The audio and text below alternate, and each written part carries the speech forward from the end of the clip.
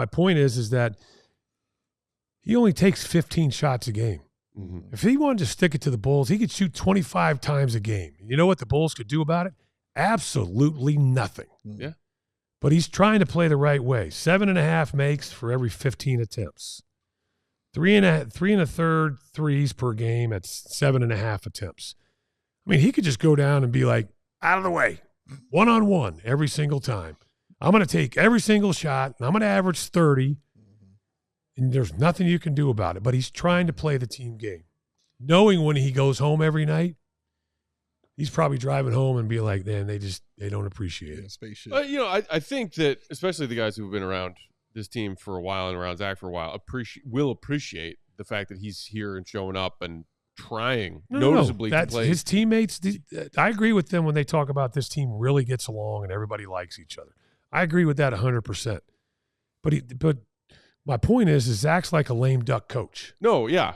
He's a lame duck player. But as a lame duck player, he is still, I think, through the 7-game sample size, showing signs of buying in and playing a more team-branded style of basketball, as opposed to what you were saying, which is the ball-dominant, dribble, chuck version of Zach that we have seen for years as Bulls fans that doesn't lead to a whole lot of team success and team winning. What I wanted to highlight when you talk about Zach's shooting numbers so far and whether or not he's willing to sacrifice and maybe exhibit the best version of himself for other interested teams out there is his number of made field goals through these 7 games that have been assisted, and comparing that to his career numbers and his numbers last year, Katie, if you will, because last season, at a small-ish sample size of whatever 25 or so games that Zach played, of his made 2-point field goals, not quite 40% of them were assisted by Zach's teammates.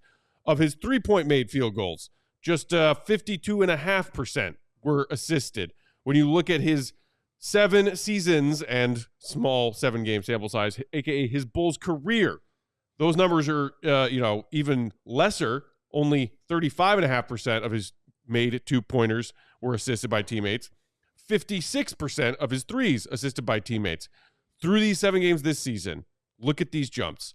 46.7% of his 2s have come on assists from teammates. Nearly 70% of his made 3s have come on assists from teammates. Dude, that tells me Zach is willingly playing off the ball more and displaying his lethal threat, catch and shoot threat off the ball more, playing within the Bulls offensive system. Can you pass that down? That's the first time that you've surprised the hell out of me. Well done. Wow. That's a compliment. I mean, I do a lot of dumb shit, but don't talk down on yourself. Let Will tell you awesome. Go ahead, Will. Because you took that to the next level. Mm-hmm. Because when I texted you today and said, so this is our production meeting, text. Hey, what do you guys want to talk about? This is what I think. And then everybody says thumbs up, thumbs down. That's bullshit, whatever, Mm-hmm. I texted and said, the only thing I want to touch on is Zach.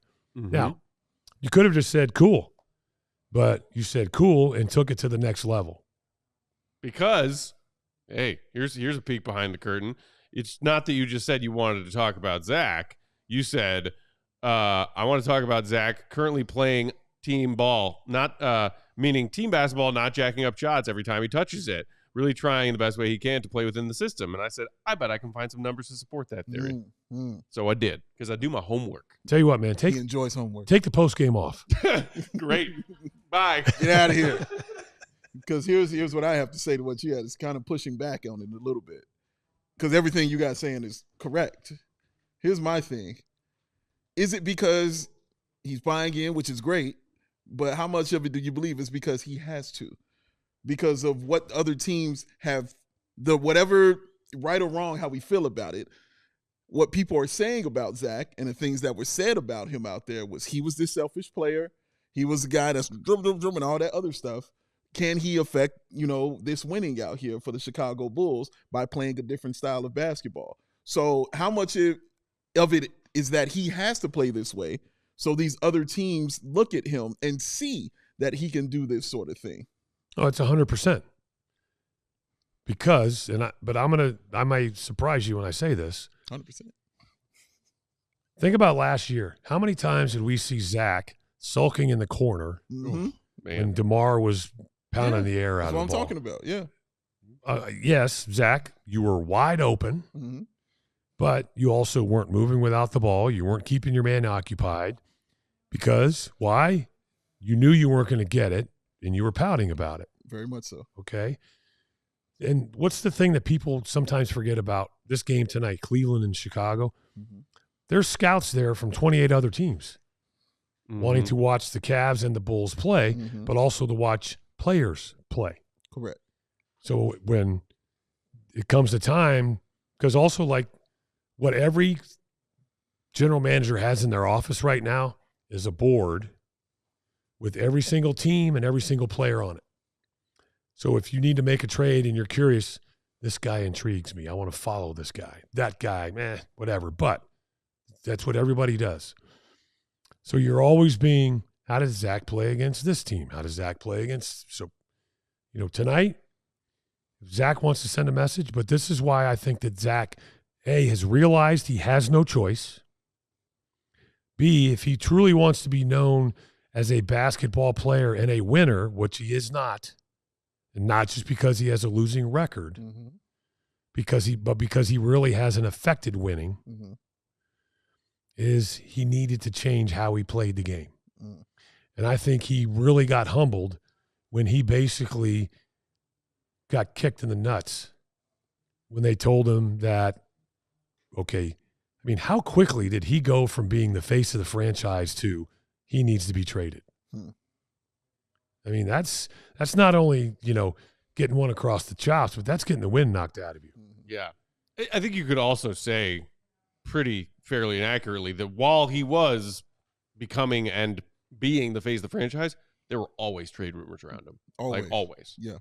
We have Mark Stein on here talking about those things. Yeah, I think that Tim Legler too. Legler talked about it, but I think he didn't have a choice. I want to applaud him for doing that. I think he was backed into a corner. He had no choice. He could have kept doing what he was doing and still been a very good player. But he would have never gotten any farther than he is right now. Yeah. Yeah. Now, the question is, unfortunately for him, there's the biggest thing is who wants to trade for him, and not to trade for him. A lot of teams want to trade for him. They just don't want to trade for that contract. Sure. That's what it's all about. So that's unfortunate, but applaud him. You don't necessarily, I saw somebody said, hey, I understand, Julie, but do we have to no, you don't have to thank him, but I think maybe we should look at him for who he is, what he's attempting to do. He's still one of the better players in this league. Without a doubt. The only thing I would say is that, he needs to be more consistent on the defensive end. That's it. And that's what's always kind of been said about him too. So, yeah, just falling in line. And him being that catch and shoot threat is something we have been screaming for years. So knowing that he's finally getting it, I'm like, yay, but I kind of know why you're getting it now. You know what I'm saying? So, but sometimes when you get to a point where it's, no, I get it. But that's sometimes it just takes guys a lot longer than others to figure it out. Sure. We all silly like the mayor.